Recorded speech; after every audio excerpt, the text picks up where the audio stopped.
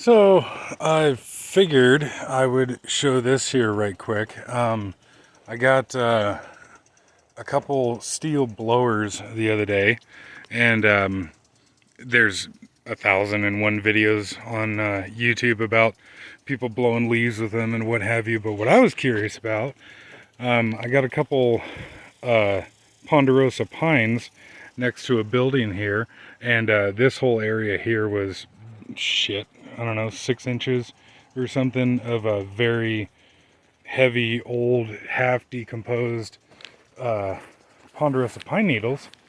And we are in fire country here, and so I wanted to get them all moved away from the house or the building here. And I've already done it, so I can't, I'm not going to move them all back just to, blow them out of the way or whatever to show you. But I am really, really surprised how well this did with all these pine needles. And you can see here, this shit's dusty as hell. We got some very fine, like, kind of moon dust or whatever you want around here. But yeah, like I said, 1,001 videos about people moving leaves and what have you with it. But I am really, really, really surprised how well this did with packed down pine needles. Here's another area here. Camera can't really figure out what it wants to focus on. But again, this was quite heavy of pine needles next to the deck here, and got that all cleaned out quite well, kind of blown into the dirt here. And so the two blowers that I got are the 800C and the BG86.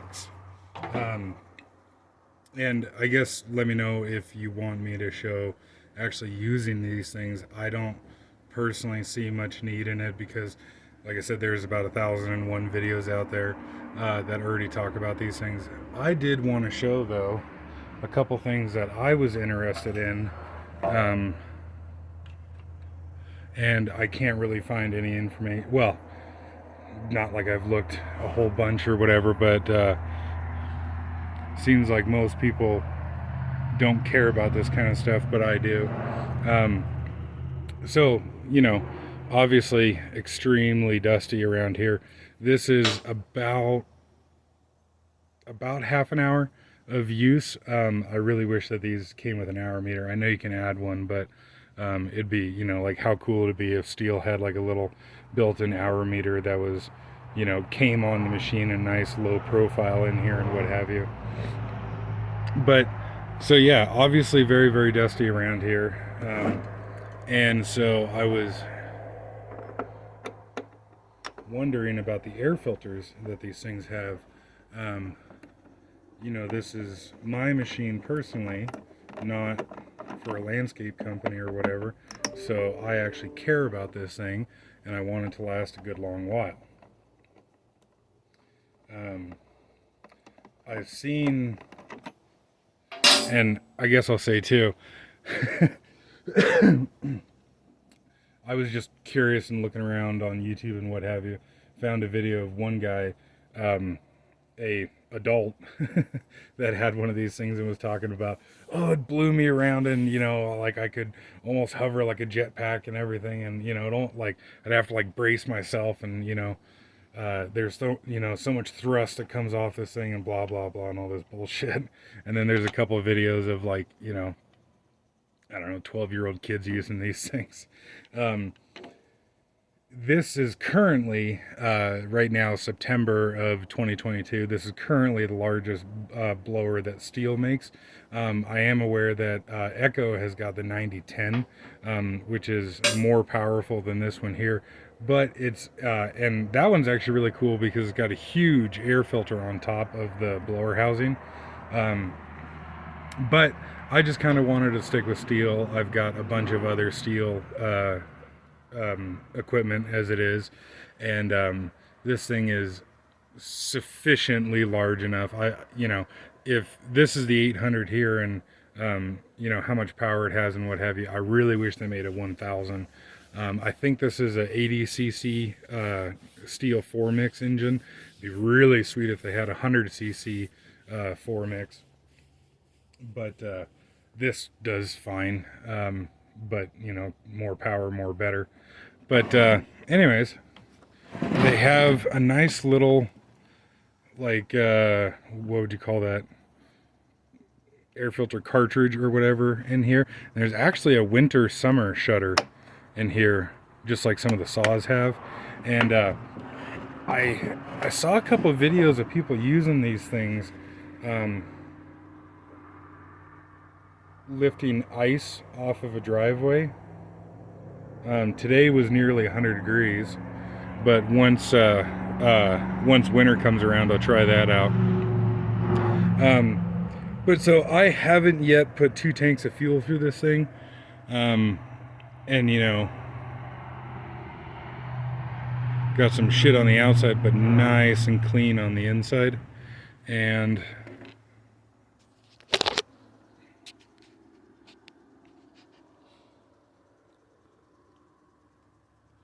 it actually looks like there's a little bit of shit in there through the camera, but in person, the clean side of the air filter housing is fucking spotless.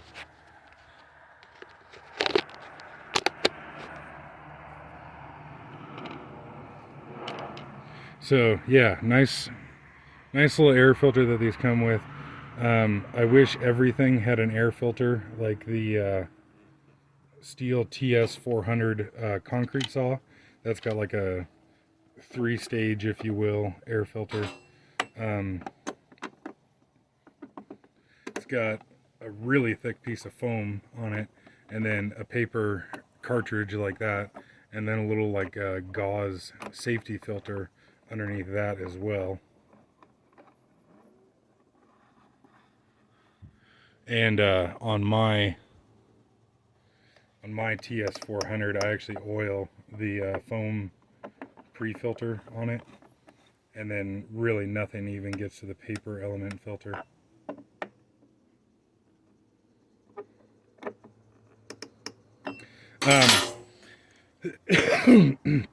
But yeah, again, a bunch of other videos. I suppose I don't need to talk about it too much, but the 800C has got this side start feature on it, so you don't actually have to take the thing off your back to start it, which on one hand is pretty slick, and also the C version comes with a telescoping blower tube, which for me is really awesome because just means that you can make it more compact for storage. I was talking to the Stihl dealer. They said that they have seen problems with this side start feature with landscape companies and what have you guys that beat the shit out of these things. For me, I'm going to take care of this thing, and so the side start should be should hold up over time. But my when I was talking to the Stihl dealer, they were saying that you can actually replace this with the standard pull rope if this does break. This little guy here, I guess, was a pretty recent thing for Stihl, but they actually changed the air filter setup on this one here. I guess the older models of these had a just that little tiny piece of gauze, like flat filter that some of the weed whackers and shit have. This one here has actually got one of these little paper element filters, and it's got a nice fat O-ring that seals it to the air filter housing. And same thing on this little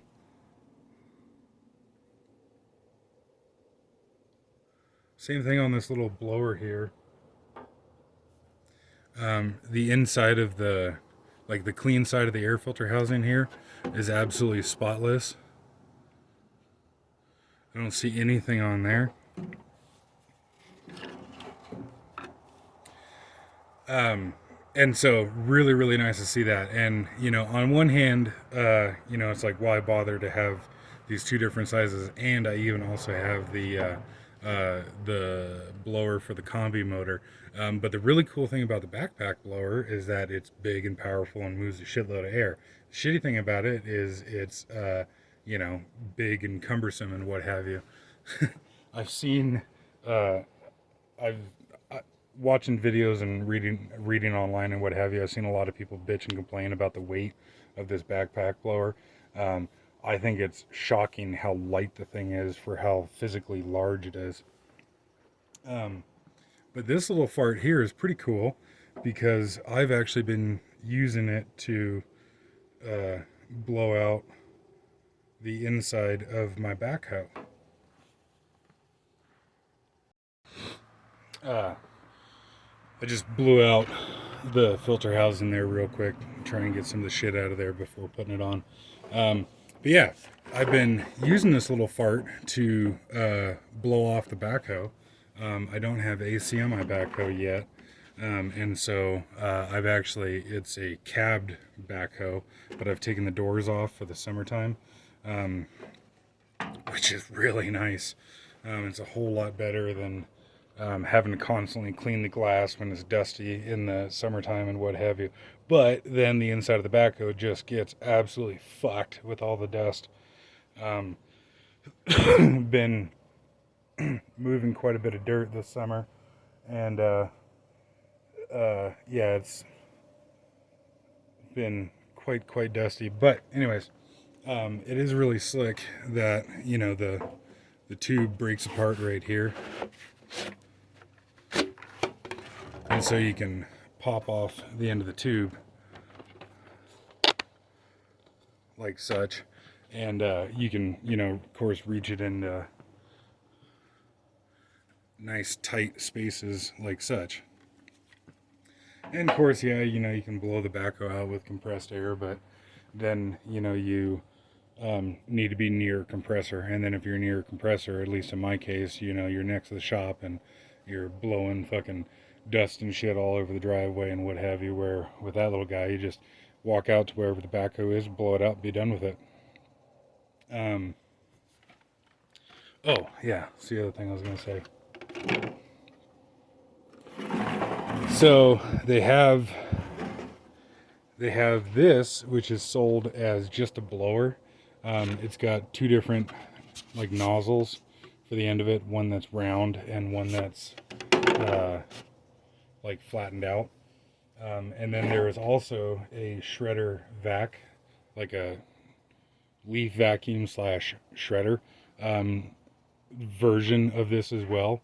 And I liked the idea of that, but for one, I didn't want to spend the money on that at the moment, and also I did not want the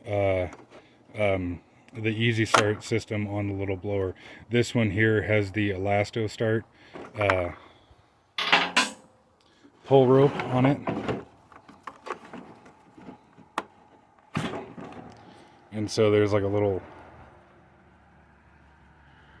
shock absorber in there. And also, the Stihl dealer that I went to didn't have the SH86 or whatever shredder vac, but come to find out that you can actually get the little metal chopper wheel to go on this one here, and this blower already has the connections and everything to put the suction tube on here, and Stihl sells the like suction tube and the bag as a separate kit, which is actually, I think, perfectly reasonably priced. I think the like suction tube and leaf bag kit is like $70, and then I just ordered that little metal chopper wheel for this for like $16 on eBay or what have you. But yeah, two pretty cool blowers.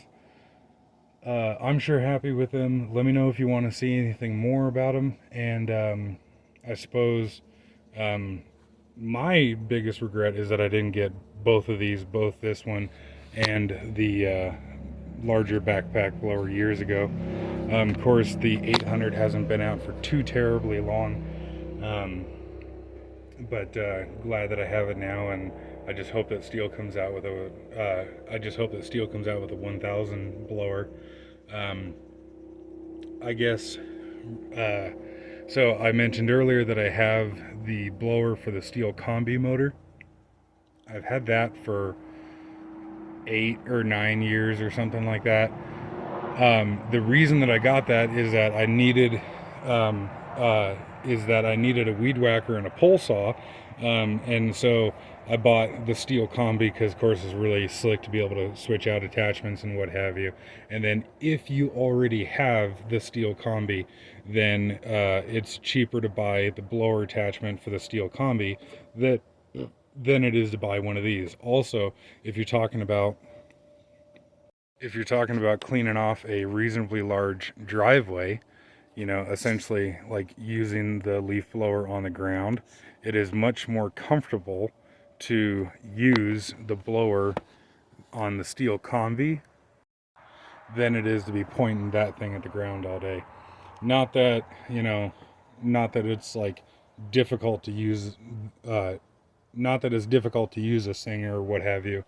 Um, like pointing down at the ground, but the Stihl Combi is just much more comfortable. You just kind of throw the strap over your shoulder and it just kind of sits there, and you just kind of gently guide it to where you want to go. This one is a little more stress on, or not stress. I don't know. This is, you know, this here is like not ideally suited for blowing off a driveway, in my opinion. The nice thing about this is that you can, pick it up and put it in all sorts of little tight spaces and everything. You can even take, just the entire tube off of it completely, and then just use it as just this little blower housing here, where the Stihl Combi with the blower attachment, I mean, the thing's like 6 feet long or whatever. Yeah. And also, I was going to say, the Stihl Combi leaf blower is roughly comparable power wise to this one here. Um, and, of course, doesn't come anywhere near the power of the backpack blower, but at the same time, two different blowers for two different purposes. So, yeah. Now, doesn't that look so much nicer all cleaned up like that? Um, I forgot to mention too, so I have probably 10, 10 or so pieces of Stihl equipment, as far as like stuff that has engines on it, because I've got a bunch of attachments for the Combi, which I guess I'll show that later. Um, unless I'm mistaken, and I don't believe I am, every single thing that I have takes a different air filter and a different fucking spark arrestor. Um, why the hell they have to be shitbags like that and change those things with every single fucking piece of equipment, to me, is incredibly annoying. It's nice to be able to keep parts the same. I would imagine that like stuff like fuel filters would actually interchange between some of the different things that I own. This Elasto start here is probably the same that I have on my Combi. I haven't actually checked the part number on it. The Combi, at least that I have, is a KM130. It didn't come with the Elasto start, but I put that on there, and I put the Elasto start on everything that I have, aside from this. But that's just really neat little comfort, if you will. But yeah, everything I have takes a different air filter, and everything I have takes a different fucking spark arrestor. What is nice though is that this blower and my Stihl Combi KM130 all take the same spark plug, and then the different saws that I have, whether it be chainsaws or the concrete saw, they all take the same spark plug. I don't remember the part numbers off the top of my head, but at least those things there are the same, the same between the different ones there. So that part at least is nice. And I guess I was going to show too that the backpack blower here has got a little hook to hold the blower tube like that for storage. I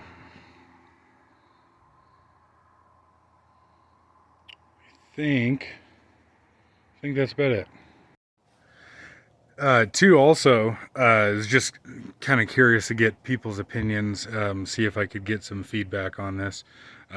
So for, I don't know, about 8 years now or something like that, I have been using 100 LL avgas, like, gasoline for piston aircraft, and 25 to 1 Royal Purple two-stroke oil, in all of my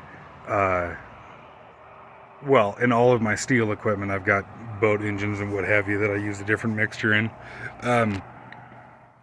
Now, the downside to using a lot of oil is that the engine will make slightly less power, which I don't care about.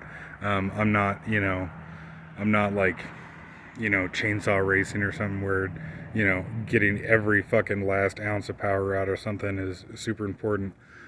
Also, to running a lot of oil like that can foul out spark plugs and create a lot of carbon buildup inside the combustion chamber and in the muffler, and plug spark arresters and that kind of thing. I have never fouled a plug, and I have never plugged a spark arrestor using the avgas and 25 to 1 Royal Purple.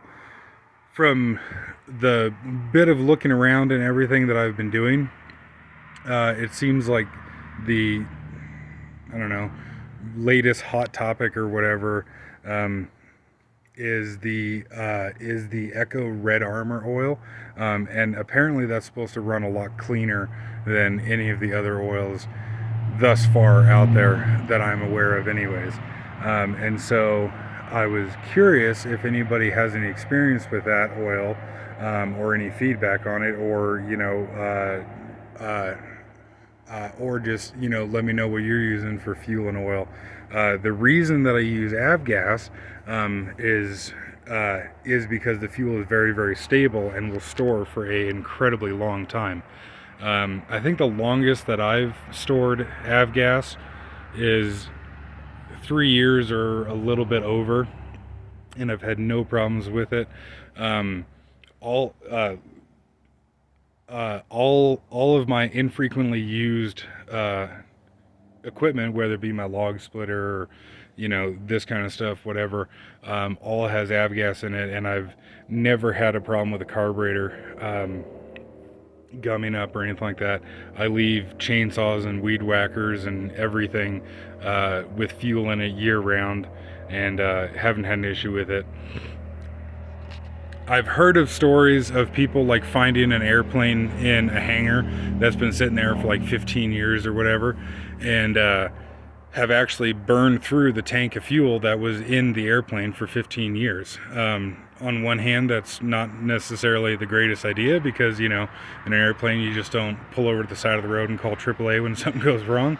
But I think it does speak to how stable that fuel is, versus the dog shit gasoline that we have nowadays. And I don't use any kind of fuel stabilizer or anything in the fuel.